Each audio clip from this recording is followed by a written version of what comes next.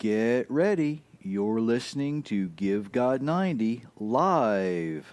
5, 4, 3, 2, 1, 0.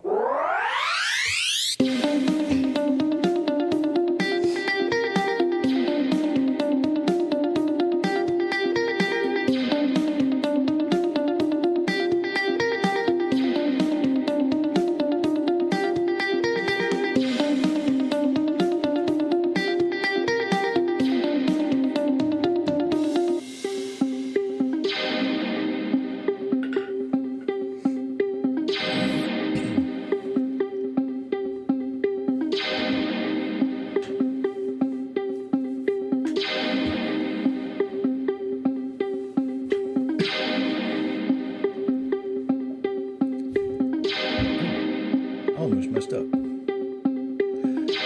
Hey everybody, welcome to Give God 90. As I am trying to get all my technology stuff back together here. We are live on a Thursday night. We are. You almost made it. Almost didn't make it. You almost didn't make it. You just walked in the door. So, my name is Jerry Mitchell. My talented and lovely wife, Myra. We are here for Give God 90. And tonight we're going to have fun. And I know that I kind of poke fun at this, but I am not here to bash pastors tonight. Especially with the title of what we've got going on. But my pastor said... How many times do people ask me, I love your book, and I talked to my pastor about it, and he said, now what do I answer with? So now I have to, I don't want to say defend, because I don't have to defend it. What I put in there is strictly out of the scripture. Right. So, if somebody has a problem with it, it's between them and God. Should be. It should be, but they come to us anyway. But I'm going to look at some of the things that were asked specifically. Hey, Pam, glad to see you. Hi, Pam. And we're going to look at some of the things that I get asked specifically and some generalities. But first, I got to remind everybody, hey, Jay's on Facebook tonight. Hi, Jay. Hi, Carol. Hi, Tina. So, let's see.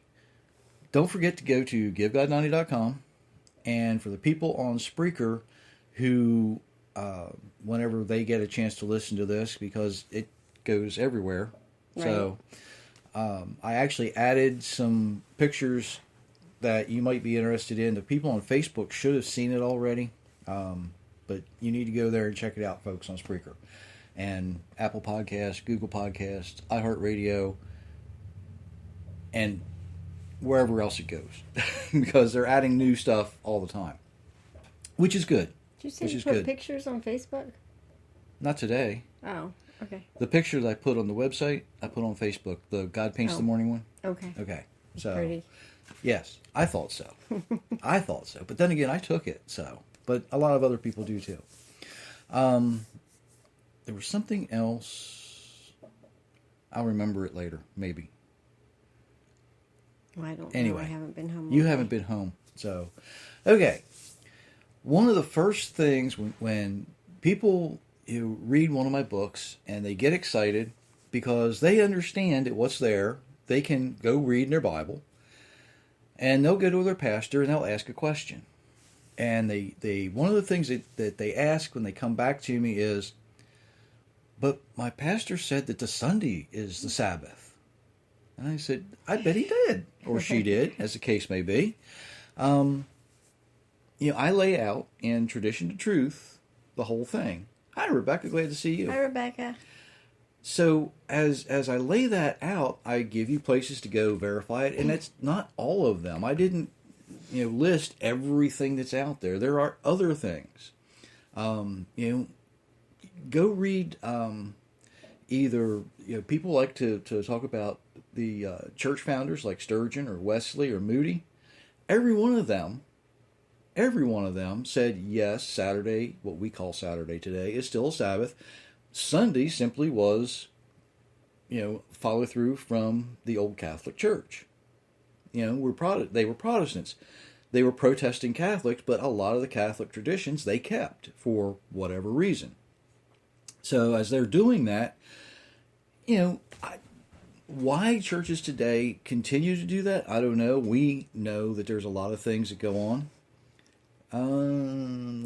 Okay, I'm reading my Spreaker notes down here. I see it, Jay. So as these modern churches progress now just a little bit, it's interesting that there's more and more churches actually going to either a Friday night or a Saturday service to match Sabbath. Right. I think that's kind of cool. Wish I had something to do with that, but some of them were actually doing that before I got involved. I'm not going to break my arm, pat myself on the back. No. It's just not going to happen. I like that I had maybe influenced someone, and that's kind of obvious through some of the messages we get. So I really, really, really encourage people to study on their own. And I tell people that all the time. Don't just take my word for it. One of the worst things and this is terrible because, this goes out on Facebook, this goes to YouTube, this goes to Spreaker, and every place there is to go. And I'm about to say, don't just listen to somebody on YouTube and believe what you hear. Well, true. Yeah, but it's true. But you want people to challenge you if they there are can pastors prove out that you're there. wrong. I shouldn't say it this way. Let me say it this way. There are people in pulpits out there who are better salesmen, okay, than they are pastors. Right. Right? So as they're out there saying these things, they've got you believing because they fed you just enough truth that now you're ready to go anywhere with them. Right? Have you ever bought a new car? Is it exactly what they promised? Probably not. It might be, but probably not.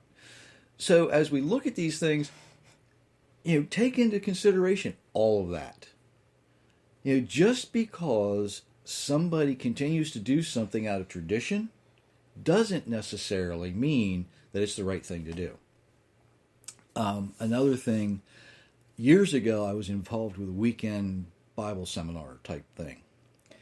And they brought in a pastor to host this thing, and somebody asked about Sabbath. And they asked you, is Saturday the Sabbath or is Sunday the Sabbath? That was the question.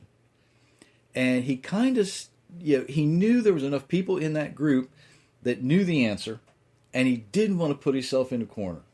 But he didn't have a choice.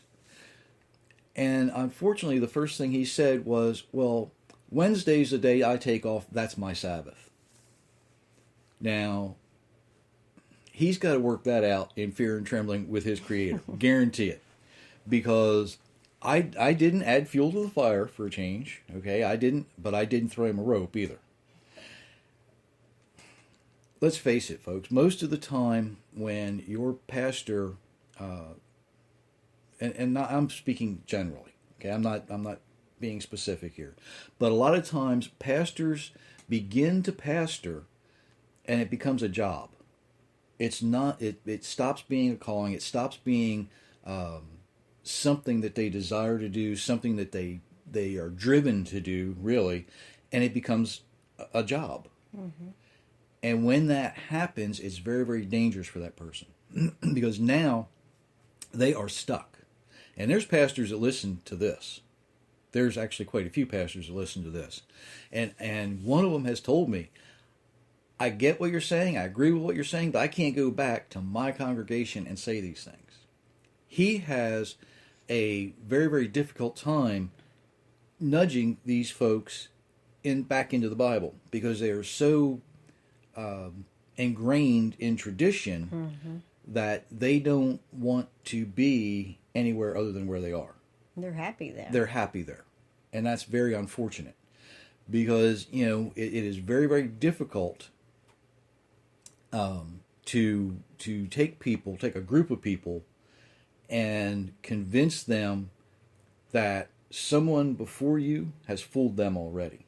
Mm-hmm. And now, it's always easier to fool someone than it is to convince them that they've been tricked.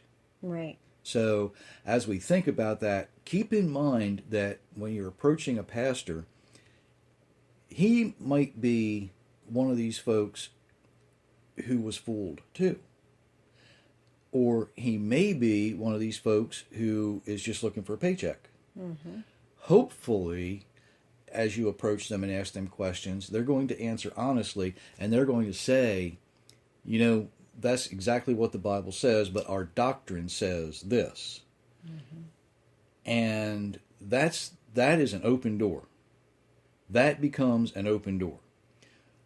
Someone very close to us once told me, well, the Bible says this, but we believe.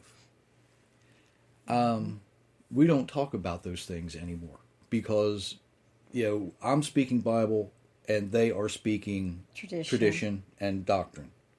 And the two don't meet. So, unfortunately, there are churches out there who do actually think, I saw your comment, Jay, on Spreaker now. There are churches out there and people who think that their church doctrine trumps Bible, mm-hmm. and it doesn't. Very, very dangerous place to be. And if I had to give a pastor a warning, it would be, I can't remember exactly where it is, but when Yeshua said, woe be to the one who leads one of these little ones astray, one of these young ones astray, he's not talking about children here. Remember, he uses the same verbiage in Revelation where he talks about those in the great, the small and the great. Mm-hmm. He's not talking about big and little. He's not talking about young and old. He's actually talking about those who are just entering and have very little knowledge of the faith, and those who should have a lot of knowledge of the faith. He's saying, don't endanger the little ones. Don't endanger the young ones who are just entering. Mm-hmm. Not always talking about children. He's very specific when he does that. So, pastors, be very, very careful how you answer some of these questions and how you relate to these people that you're talking to out there. They know, if everything was just coming up roses, they wouldn't be coming to you with questions. Okay, but because chances are, they have questions and they're looking for deeper answers, those are the folks who are questioning you, pastors. Remember that.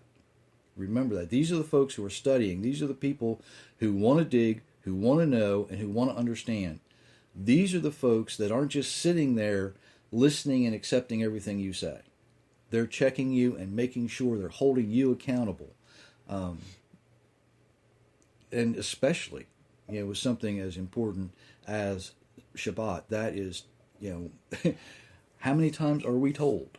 Mm-hmm. Make sure you guard this thing and make sure that you do it properly. So, another, before I get to the big stuff, another question that people have, and I've had pastors ask me the same thing about holidays. Okay, they look at me and they say, well, we just can't give up these holidays. I'm like, sure you can. You just stop. You just, they can't, for some reason, they refuse to acknowledge that doing something physically harmful is not as bad as doing something spiritually harmful. Mm-hmm. Did I say that right? Yes. Okay. They encourage people to quit smoking for their health, mm-hmm. for their physical health. I've never heard a pastor yet encourage people not to celebrate a pagan holiday for their spiritual health. Mm-hmm. Because they're so ingrained, again, in their tradition. I see it. Yeah, I went there, didn't I? They're so ingrained in their tradition again that they don't want to give it up. And I get it. The lights, oh, they're pretty. Oh, those Easter dresses, aren't they? Oh, and don't those kids look so handsome in those little suits? Oh, you still do it. We walk through the store this time of year. Well, they are cute. Well, they are cute. Okay, I don't have a little boy anymore. I'll grant you. No, I'm too big to be called a little boy now. I'll grant you, this stuff is pretty. It's cute. It's nice. But it distracts it allows your eyes to be distracted from what's really there. So, and Jay's kind of going where I was ready to go here. He's on Spreaker, and he's talking about the financial aspect. Holidays today are a huge financial Burden. advantage to the Yeah. to the economy, Right. but they can be a burden to the average person. Mm-hmm. So, people think, oh, I've got to have the latest and greatest. Oh, I need this, I need that. I just can't do without a new bonnet for Easter. Why? Bonnet for Easter. A new that bonnet for sounds Easter. like back in the 50s. Well, I was remembering the song in your Easter Easter bonnet. Yeah. So, and it, if I go back far enough, people today won't remember.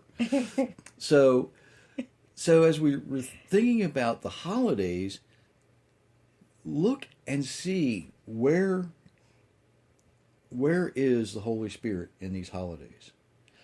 Now, I'm going to say the same thing. I think it's in. I don't think it's in Tradition to Truth. I think I actually wrote it in God's Universe, God's Rules, where there have been, like sunrise services. There have been Christmas Eve services where people have actually stepped into the faith, right, because of something that was said there. So those things can be useful. But unfortunately, when you bring somebody into something, and this is going to get me in trouble, but that's okay. We'll see. Under false prophet. I was going to say, when you bring somebody into something in a lie, False they're not going to stay there long. They're not going to stay there long. And it doesn't matter whether it's church. It doesn't matter whether it's a new car. A new car salesman tries to sell you a car and he lies to you. You're not going to be in that car long, and chances are you're not going to buy another car off of that salesman, right? Or dealership. Right. So, be careful how you approach those things, pastors. There's another warning for them right there that just kind of popped out. But, I'll stand by that one. So, okay, the big one. There's more? Oh, yes, there's more. The big ones.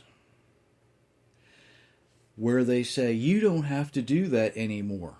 We're not responsible for those laws any longer. Why does it even... it tells you. Keep it forever and ever and ever and ever. Well, apparently forever doesn't mean forever anymore. It just means it means for till back you, then. It means till you get tired of it, yeah. Okay. And teach it to your children.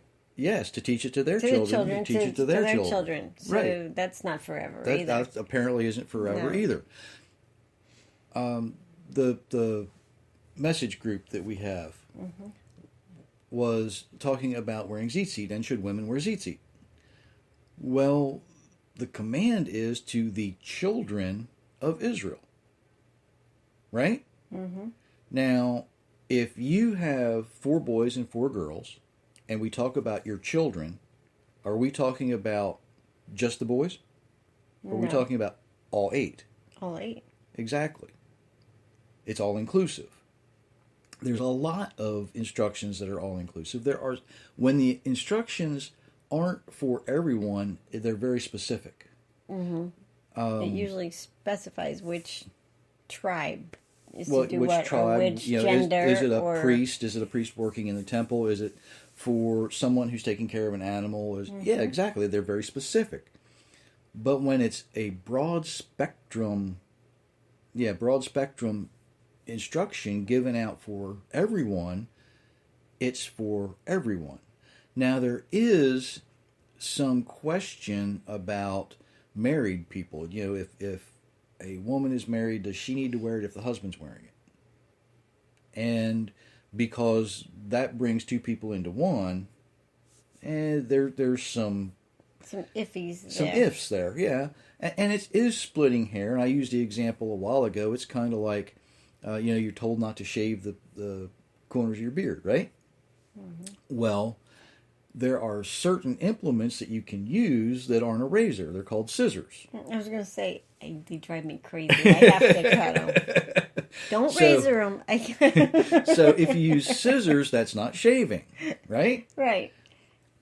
So God has given us the knowledge to build scissors, so we need to use them appropriately. Yeah. So you don't have to shave. You can. There's other ways. And here again, culture today and grooming today is different than it was 3,500 years ago. So here we have that. 3,500 years ago, we still think of people as being Neanderthal, but they weren't. They were probably more civilized in many places around the world are today. Right. So, but when we look at these things, pastors have a hard time because they were trained, and we can't forget this. They were trained in their particular seminary or college where they went that, this isn't the way it is. Jeremiah 16:19 says, our fathers have inherited lies. And, who's more responsible? Our fathers for believing what their fathers taught them, or us for believing what our fathers taught us? It's up to us. We've got to dig this stuff out and find it out now. I'm laughing because Jay on Spreaker said, tweezers, ouch. You went there, Jay. Now we know Tina's secret. So as you lost your my train just derailed. So as we think about these things, these pastors are trained in a certain way. They don't know because they didn't go back and look. They accepted what their teachers and mentors were telling them, just like many people do. And when you are, and I don't want to say combating tradition, but kind of, when you're in a position where you are challenging, let's put it that way, we'll say we're challenging what we think we know. Not to try and have someone adopt a different faith, but to have them strengthen the faith they're already in. Does that make sense? Mm-hmm. So don't think for a second that what we're trying to do is lead you into a cult or lead you somewhere. What we're trying to do is take that opposition to the Creator that someone has put in, they put that opposition barrier there, and we're trying to take that out.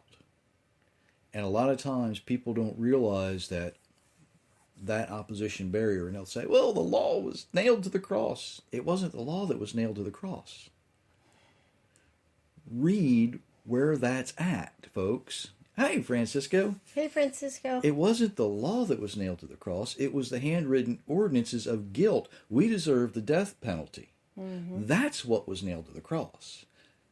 What people kind of overlook, and it's sad that they overlook these things, is when someone, and I guess we get it from the movies, maybe, because in the movies, the little sign that was nailed over the head where it said, "In re, Jesus, King of the Jews." Yes. That's okay, Francisco. We appreciate you being here. The offense, what the person did to deserve that death penalty, was hung so that the people who would walk by would look up and they would say, "Oh, that's what this person did. I better not do that." Mm-hmm. Right? Right. That's what was nailed to the cross, was the offense. Our death penalty was what was nailed to the cross. It wasn't the law. That would be kind of stupid. Why would God send somebody, and for whoever it would have been, okay? Why would he send somebody to pay the death penalty if he was going to do away with it anyway? That just doesn't make sense. No. So, don't. The law is not gone. The law is not gone. Yeshua said in Matthew 5:17, don't think for a second that I'm doing away with it. Mm-hmm. I have come to complete it, which means it wasn't quite finished. And it's still not quite finished. And that was Matthew. That was Matthew 5:17. Yes. New Testament. New Testament. Do you hear that? John 3:4 said, gives us a definition of sin. Mm-hmm. Sin is transgression of the law. Excuse me. So here, right back to pastors who would rather argue church doctrine and tradition than to argue Bible. Mm-hmm.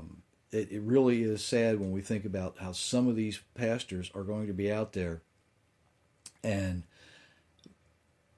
when things really start getting bad, things a lot of people talk about how bad things are now.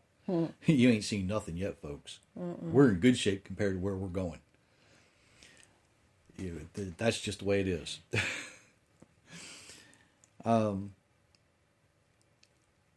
Another thing that they like to talk about is how, before it gets too bad, we're all going to be caught up in the cloud. No, it's not before it gets too bad that we're going to get caught up in the cloud. It's after it gets bad. There are people who are convinced that because the United States was founded on a Judeo-Christian principle, that the United States is going to be standing when heaven and earth pass away. Yeah, I see the look on your face, and that's the look I get. They're convinced of this. They are convinced if we pray hard enough and if it's going to be great. No, it's not. We still get the same treatment. Mm-hmm. It's just going to be how you deal with it that's going to be different. Right. It's like the difference between if you have something happen to you. Let's say you get sick and you go to the hospital, because this happened to me. You don't know why you're sick and you go to the hospital, but you find out sometimes that maybe it's somebody you talked to that needed to hear what you had to say. Maybe it's somebody that sees the way your family comes in and responds to your illness. Mm-hmm. Sometimes, you don't know, but you're there for a reason. That's it. And it could very well be that you're there, that the reason you're there is because you weren't listening and didn't go to start with. Mm-hmm. I don't think that's what took me there, but. Or maybe you weren't listening to what you or were maybe being I wasn't told, listening to something and that else. was your own private little Nineveh. Yeah, because exactly, it could have very well have been, and that's where we'll leave that.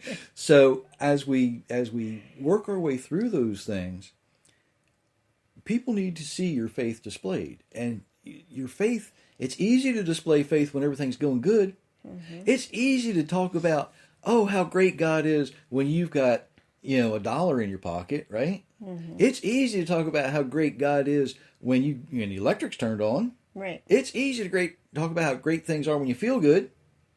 But it's kind of tough to talk about how good God is when you're sick, when you're hurt, when you don't understand what's going on. It's kind of tough. But you got to do it. You got to do it. And there's unfortunately folks out there. For the people on Spreaker, Jay was back on Facebook. He said, you went to the doctor because your wife told you to. It didn't take a whole lot of convincing that day. I was ready. I think I was told to go get the car. When you're hurting that bad, you need some relief. You do whatever you can. Mm-hmm. And yeah. But anyway, it's tough sometimes to display that faith when you're confused and you're anxious and you're hurt and you're this or you're that and things aren't going the way you think they ought to go. It's hard, but you do it because it becomes who you are. Your faith isn't necessarily something you always believe in. But your faith should be more than what you just do. It should be part of who you are. Mm-hmm. And too many modern Christian churches are overlooking that. We look at, Christians are great about looking at the Jews and saying, oh, they do this funny, and they dress funny, and they do that funny, and they do this, and they do that. But the modern Christians don't realize that's who they are. Mm-hmm. They are walking out their faith the way it was handed to them. That's right. And unfortunately, many, many, many Christians, they want to raise their hand and say, yes, I believe, as long as it's convenient. Mm-hmm. But when somebody says, oh, what do you believe in? They'll turn and go the other way. A lot of times, just like the title of this podcast, but my pastor said, if you open a conversation with, but my pastor said, watch how many people leave the room. Mm-hmm. People are going to Ducking out the back door. People are going to leave faster than a screaming baby that needs a diaper changed. I mean, you're going to be, the mom's going to be stuck with a kid, right? Unless you travel in some of the circles we travel in, and then they're going, and just what did that fool say? Right? We've heard that too.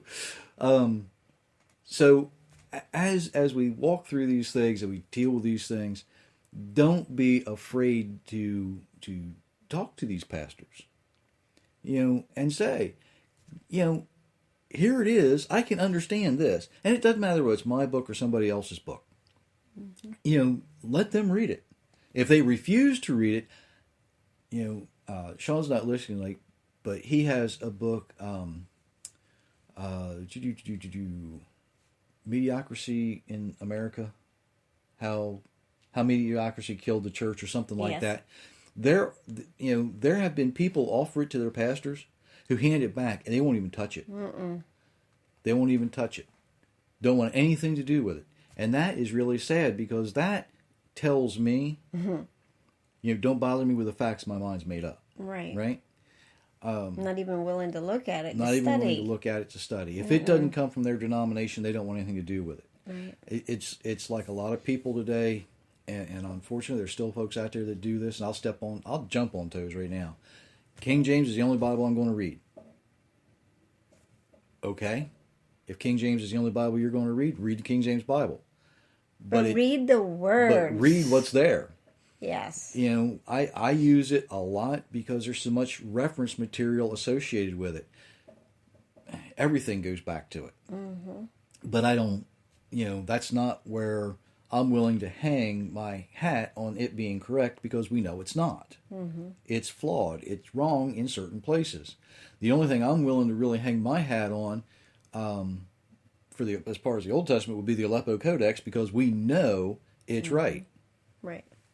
We know, as certain as we can be, that it's correct. So there are Bible translations out there that I can guarantee you are wrong. There's Bible translations out there by good people that have been revised because they realized they got something wrong and went back and redid it. Mm-hmm. And then there's Bible translations out there that were wrong to start with, and now they're more wrong after the revision. My last count, there were 85 or 87 English Bible translations already, and I know of 2 more that are being edited. Mm-hmm. That's not commentaries, that's translations. They can't all be, right. I actually found a mistake in one of my most trusted sources today, because they have added a word that's not there. Mm. That's what learning Hebrew can do for you, because you can look at a verse and look at another verse and say, that ain't there. Okay, Jay says the who, but he's going to have to remind me what I said. Jay, remind me what I said, and I'll try and clarify it for you. So as we're looking at Bible translations, we look at these things and say, well, this was the only one I know is right. No, the only one I know is right is the original version. Mm-hmm. And even then, There was room for error because humans were writing. Well, there was no room for error in the way it was written down. Right. But it's been written down for a very long time now, and we're still arguing over what word means what. Or why did they use that letter? Or why did they leave that letter out? There's passages that leave a letter out. You can't find a certain letter in a passage, and they're arguing over why it was left out. I don't know why it was left out, but they've been arguing over it for 2,000 years that I know of. Maybe they sneezed and thought they did that one, and we went to the next one. That could be too.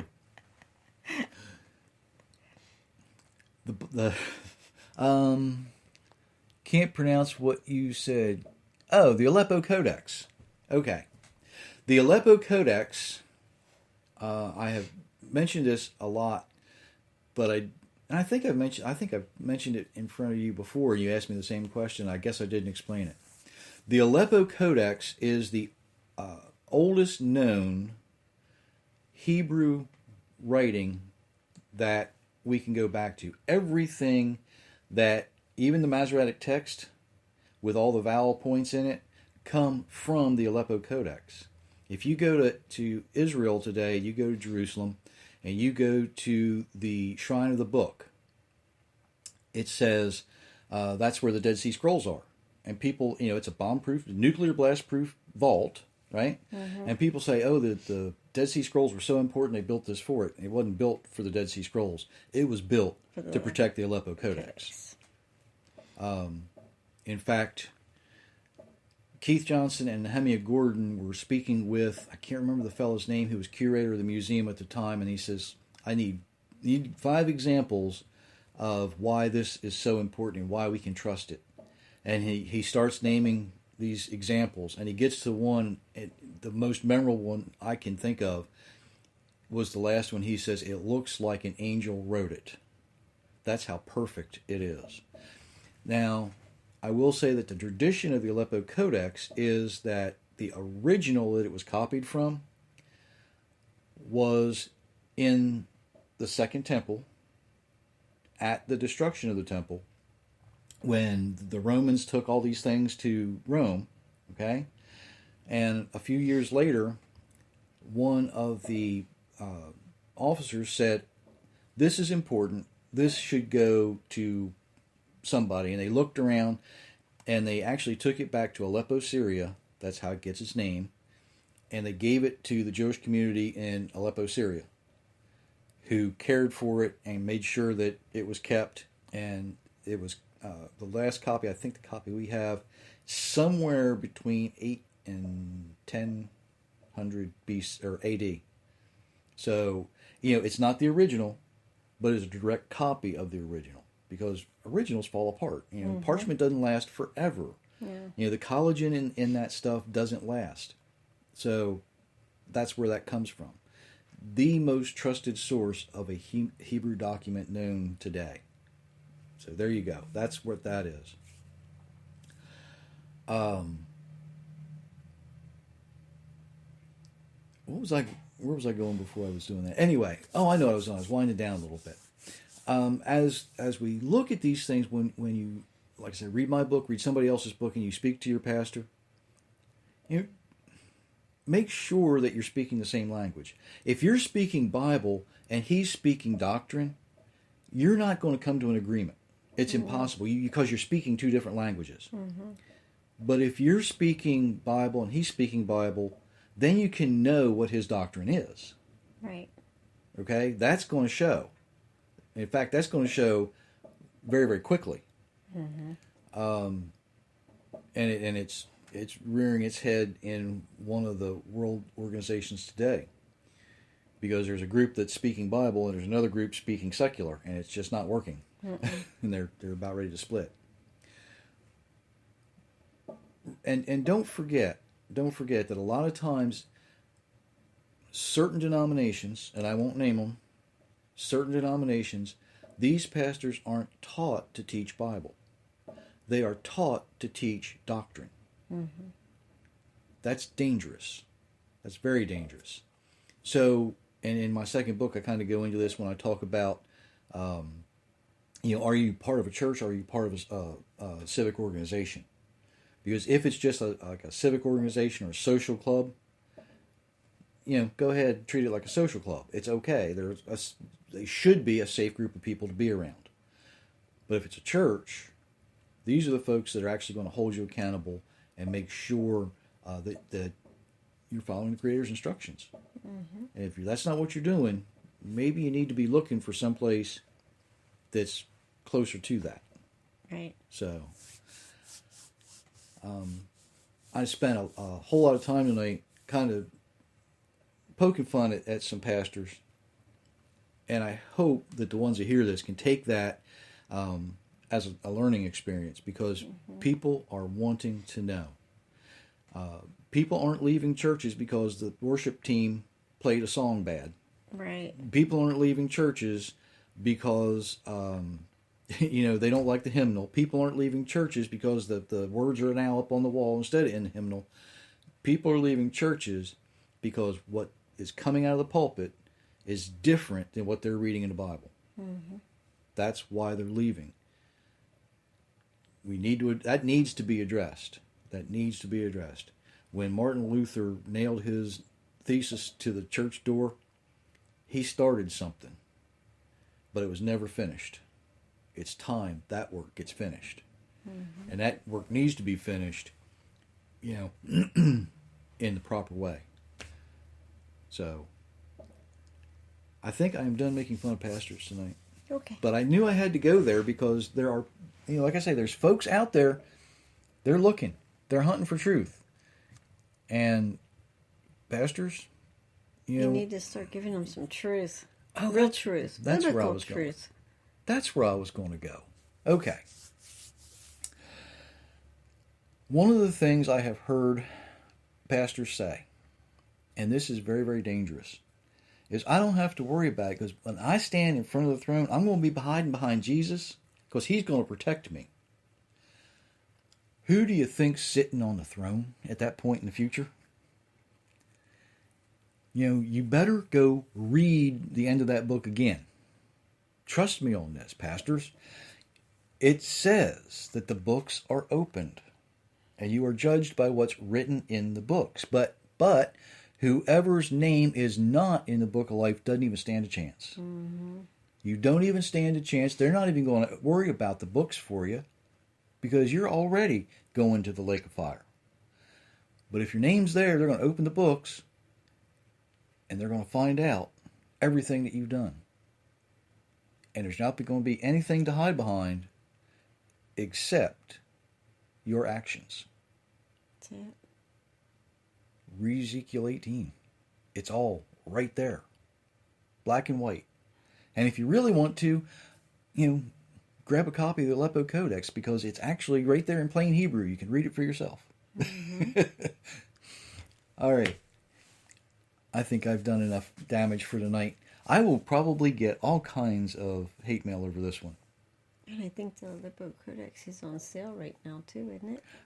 Actually, there is a place online where you can view it, and it's free. Nice.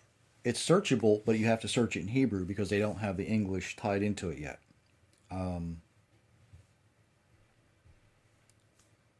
I think check out the STEP, STEP Bible.com or .org. I'm not sure which right now, but it's STEP Bible, and it has the Aleppo Codex.